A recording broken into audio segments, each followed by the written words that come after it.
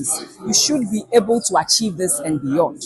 The reason why I say so is that in 2024, we were able to exceed our domestic revenue targets. And so I believe that if they put in that same measure of diligence and work that we did, they should be able to achieve their revenue. And let me also put it that currently our tax to GDP is around 16.1%. And so moving from 16.1% to 18% is not that steep. And I expect that they should or they would be able to do that. Also, inflation, you said they hope to bring inflation to a single digit.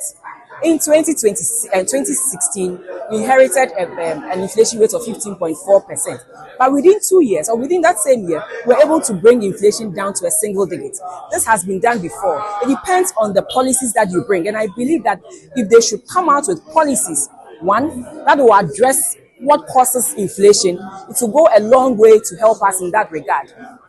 First and foremost, we need to attack or we need to look at food inflation, because that contributes a high component to the overall inflation numbers. So what are they doing in that area? I believe that if they should tackle food inflation, it will go a long way to also bring inflation numbers down. So these are some of the things that I believe that if they should address, they will be able and they can be able to achieve their targets, because the economy is on the path of recovery. My last but one question to you. You know, the government is also trying as much as possible to cut down on expenditure to ensure that our fiscal consolidation continues.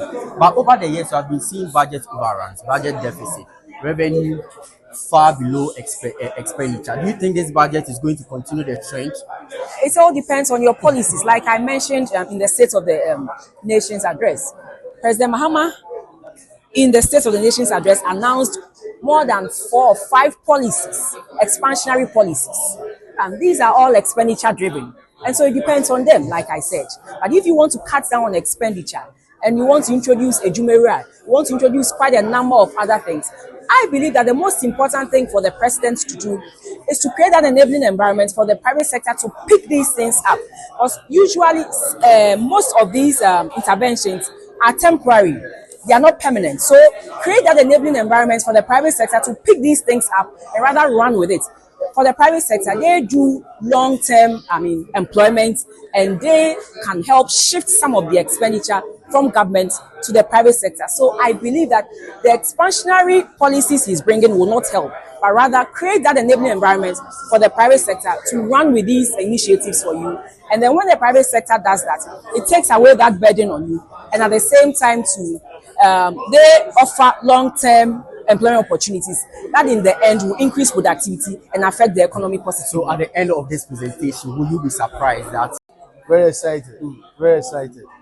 This budget is going to really show Ghanaians the true picture of the hole that we've been sunk in, but also to give them hope that despite that big hole, this government is determined to take us on the path of prosperity. And that's what we are going to do now, if I may say, because a number of the policies you are introducing quite expenditure driven, but you are also on a path to removing a lot of revenue handles for you as a government. So how are you going to stem the tide? Well, it takes experience, and you will see at the end of the budget that this is a government that is going to be potent.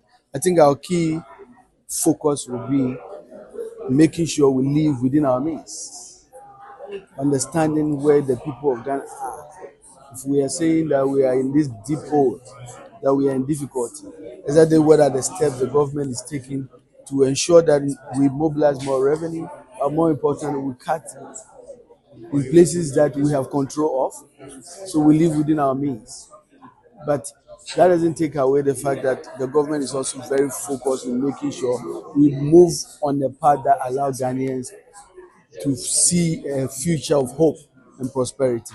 And that's what this budget is going to do. All right. Thank you.